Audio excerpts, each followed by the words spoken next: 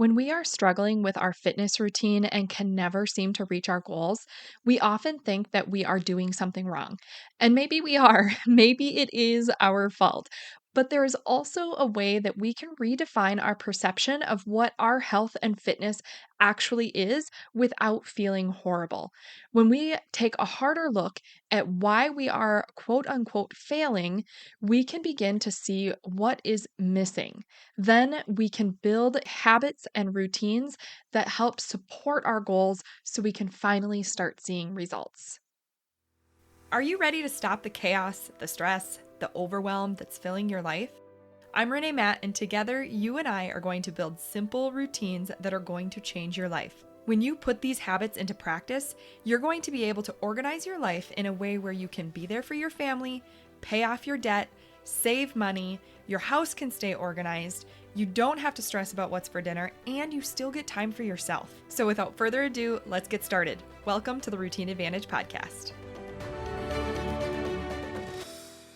This topic can always be a tough one because we look at fitness or health so many different ways. And it really is kind of in the eye of the beholder on what you define as health and fitness. We can look at diets and weight loss and six pack abs and all of those things, but there is so much that goes into health and fitness. And when we only focus on our weight, and those six pack abs and all of that, that is where we can get stuck because if we are in this endless cycle of struggling with our weight or struggling to have the definition in our bodies that we want, we can look at that as a complete failure. And when we are only looking at those things, we can get really discouraged because when we're constantly not meeting our goals and we're not looking the way that we want to be looking or weighing the way the amount that we want to be weighing, all we focus on is the negative and where we are lacking. And if we can shift that and put our focus more into the other successes of where we are creating a fitness and a health plan, that is where we can start to see results that are actually going to compound and get us closer to being really happy with where we're at. Not saying that you need to be stagnant of where you are and you should just be happy with where you are and focus on that. That's not what I'm saying. I'm not saying to settle where you are if you want health goals. I am simply saying that weight and definition in your body is not the only definition of success because there is so much that goes into health and fitness. I mean, when you are looking at diet, you are looking at what is your protein intake. If you are hitting a high protein intake, that's a huge accomplishment. Protein is really hard to get in. So if you're hitting your protein goals, that is something to be proud of, even if you don't look the exact way that you want, or even if you're not losing weight. Hitting your protein goals is huge, and you should be celebrating that. But when you're looking at diets, there's so much that goes into it: the protein, the fat, the fiber, all of those things. Your age comes into what you are looking like and what your weight is doing, your genetics, your hormones. Oh my gosh, hormones can play a huge role in whether or not you are seeing success. So we need to have other metrics to show where we are actually making a difference with our health and fitness. And sometimes that just means that we need to look differently at what we define success as in our health and fitness goals. So there are 3 questions I want you to ask yourself. And you can just think about these answers. You can grab a journal and write down your answers. You can do whatever works best for you. But I just want you to really think about these 3 questions. So number 1, what do I consider a success when it comes to my health and fitness goals? Number 2, what am I doing for my health that I am proud of? And number 3, what small habits do I want to implement that will support my health goals? So when you're thinking about these 3 questions, and you can pause the episode and then, think about them and write them down and then hit play again when you're ready. But when you're thinking about these, I just kind of want to go through some ideas as you are doing it. I didn't want to do that ahead of time because if you answered these questions, I really wanted you to think about them in your own words before I gave you any ideas. But these are kind of some things that I was thinking about when I went through these. So, for the health and fitness, when it comes to success in this area, what do I consider success when it comes to my health and fitness? We automatically think physical. We think weight gain or loss, depending on what situation you're in, or like body measurements, things like that. But when you're looking at success, you also want to be looking at like non physical success. Think about how you feel when you are doing what you're doing for your health. Think about any better sleep. Are you sleeping better through the night? Are your lab numbers, if you are taking blood work, are your lab numbers regulating or getting back into normal ranges, or hormones balancing out? Things like that make a huge difference that we don't necessarily see on the scale. And some more things are reduced stress. Are you feeling better and not as stressed throughout the day? Can you breathe better? If you are working out and you start finding that you can take more air into your lungs, that is a huge thing to celebrate, and that is a success. If you are feeling more energetic or full of life, or you just generally feel happier overall, these are all big successes that have nothing to do with the body measurements and the weight on the scale. So these are some things that I think are big successes when it comes to health and fitness. The second question is, what am I doing for my health that I am proud of? Now, again, we can look at the weight related ones if we're losing weight or gaining weight, if that is what you're trying to do. We can look at those body measurements or the definition we're seeing in our abs or in your arms, things like that. But we also want to look at some other types of things that you might be proud of. So here I was thinking like you might be hitting your workout goal that week. You might be reaching a new lifting weight during your strength training sessions. You might be walking around the block every day at lunch when before you were just sitting at the table the entire lunch break. You might be starting to park further away from the store when you are in the parking lot so you can get extra steps in. You might be hitting your water goal, and that is something to be proud of. You might even be doing that home workout even when you'd rather sit on the couch and scroll on TikTok. Like that is something to be proud of. You got up and you did your workout. So even if you're not seeing that weight or definition change, then you're still seeing things that you should be very proud of. For the third question, what small habits do I want to implement that support my health goals? This is where we can choose how we want our lives to look. And we can start making small changes to start reflecting how that life would look if we started to actually live it. If you imagine yourself in the future being this super healthy person or just somebody that has some healthier goals, we need to start making those changes somewhere. Otherwise, it's never going to happen. It's just going to be a dream that never actually gets implemented. But if we start making these small changes and start putting habits into place that get us closer to who we actually want to become, that is going to help us. And if we want to start making better health habits to support our goals, then this is the time to do it. I would recommend you start small and work on one habit at a time, get that implemented, get used to it so it ends up becoming more automatic.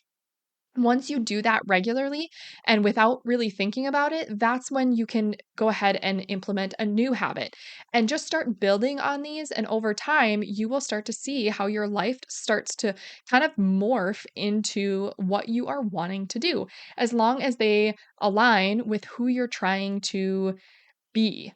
So some habits to think about, we already kind of talked about some of them, was get it parking further away to get those extra steps in. That is a habit that you can definitely make. And it takes some intentionality because sometimes, you'll pull into a parking lot and you go to the closest spot, but you have to really think about it when you're driving in. Oh, I want to park further away so I can get these extra steps in. Or when you're in the store, do what an extra loop if you're not running short on time. Do an extra loop around the store while you're in the store if you don't want to be out walking in the parking lot. That's totally fine. Some other habits that you might want to implement are drinking a big glass of water right when you get up. That is supposed to be incredibly healthy for you. Another one is getting sunshine right when you get up. That is also supposed to be really beneficial, and getting the sunlight right in your eyes to help reset your circadian rhythm and your like internal clock. That's supposed to be great for you. Another habit that you might want to implement is to stretch for 5 minutes before you drink your coffee every morning. You could have a habit of walking for 10 minutes at lunch. It doesn't matter if it's before, after, during, whatever it is. You just want to get 10 minutes of walking in at lunchtime every day. Another habit might be to start pacing and getting steps in while you're talking on the phone instead of sitting down and having a conversation. That one I always am kind of thinking about. I'm like, I generally, if I'm in a really deep conversation, unless I'm already in the process of walking, I generally tend to sit and talk to them. And so that is something that I can definitely do, is actually just get up and start moving. It's also a good time, like if you're talking to somebody, you can do mindless tasks. Go ahead and gather your laundry. You don't have to think about that. That is something you can totally do, is gather laundry, throw a load in while you're talking on the phone. That is something that is easily done I just talked about multitasking, but this is a multitask that doesn't take two brain power activities. You can do that while you're talking on the phone, and neither one are going to be less effective. So that is going to be something that you can definitely do while you are trying to get more steps in, is just every time you take a phone call, just keep pacing. And that is a good way to be a little bit healthier without having too much effort. So I want you to just kind of start challenging yourself to think about fitness in more ways than just diet and exercise for weight loss, or being like making those physical goals. I want you to think about things that are doable, that are successes as you get to those goals. I'm not saying those shouldn't be goals. I'm saying celebrate the things as you get there so that you can be happy with yourself on your way to that goal. One of the things that kind of dawned on me was that I have spent so many years just trying to get to a different place in my health. And that was really disheartening and really sad for me to think about, is that it's like I have gone so many years not being happy with where I'm at in my health and fitness. And I know a lot of that now, learning and doing some more recent like studies, I guess, with the seeing doctors and things like that. I know a lot of it has to do with hormones and health issues that I have, but I was still able to look at different things that I was making progress in before I found these things out. And now that I found it out, it's like, oh, okay, it does make a little bit more sense, but I still have other goals. I'm not saying that I don't have weight loss goals, or I don't have, goals to love how I look in shorts. Like that's that is still a goal that I have, but I still want to look at what I'm doing now and be really proud and have things that I'm focusing on that I can still feel really good about and consider success in what I'm doing. Because when we look at those non typical wins, or the things that are not as common, we can still celebrate those things because we're still making changes, even if they're small. And we will feel better about those changes as we're making them, which is also going to help us feel more inclined to keep going and not give up. So I think it's really, really important to do this, because it's also going to help us stay consistent as we're trying to reach our bigger goals. But we need to have those smaller things in place so that we don't feel so overwhelmed when we're trying to reach those successes. Quote in quotes. If you are looking at trying to build a gym routine, I do have some things that will help you, whether it's a gym routine or just a general movement routine, things like that. I have a couple of episodes that I want to just mention if you have not had a chance to listen to those yet. Episode 135 is 3 tips to stick to your gym routine. And episode 144 is how to build a movement routine that sticks. So hopefully those will help you if you're kind of struggling with this. But if you are feeling really down about your current fitness routine or your fitness situation or your successes, I hope this helps you to kind of redefine fitness and start creating those small habits that will give you success. And then you can start seeing those results and be proud of your journey on your way to where you want to be in your health and fitness. I think that is incredibly important. And I wish you good luck, and I hope that you take this to heart and really be proud of where you're at and the small changes that you're making, even if it's not showing up on the scale. So, a really quick recap of those three questions so that you can start thinking about them again is number one, what do I consider a success when it comes to my health and fitness? Number two, what am I doing for my health that I am proud of? And number three, what small habits do I want to implement that support my health goals? I hope that is helpful for you. If you have time, I would love for you to leave a rating and review. You can do it right in your podcast app, wherever you listen on whichever podcast app you listen on. If you're an Apple Podcast, I know that you can leave a written review, and I love seeing the written reviews. I actually was just kind of looking and I realized that I can see on the back end that there are written reviews from multiple different countries. But I realized that Apple only shows the written reviews for the country that you are in. So if you're in the United States, you're only seeing the written reviews from people in the United States. So if you are in a country that is not showing any written reviews on Apple Podcasts, I would absolutely love for you to go and do it so that there are written reviews in your country on this podcast.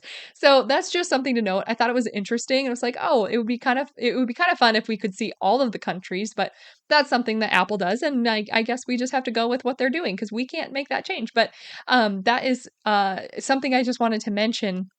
If you're not seeing any written reviews, that is why you're only seeing them in your country, and we don't have any from your country yet. So you could be the first if you don't see any written reviews. But you can do that on any podcast app, or you can go to speakpipe.com/the Routine Advantage podcast. If you want to leave an audio review, that is an option as well. So I will catch you on the next episode. I hope this one was helpful for you, and I hope that you are very proud of yourself for the success that you have had so far. Did you love that episode or learn something useful? If so, would you do me a huge favor? My goal is to grow this podcast and help as many women as I can break free from the overwhelm so they can truly enjoy their life. The best way for me to do this is for you to leave a 5-star written review on your podcast app and to share this episode with a friend or in your Instagram stories. I appreciate you being here. I hope you have a wonderful day, and I will see you on the next episode. Take care.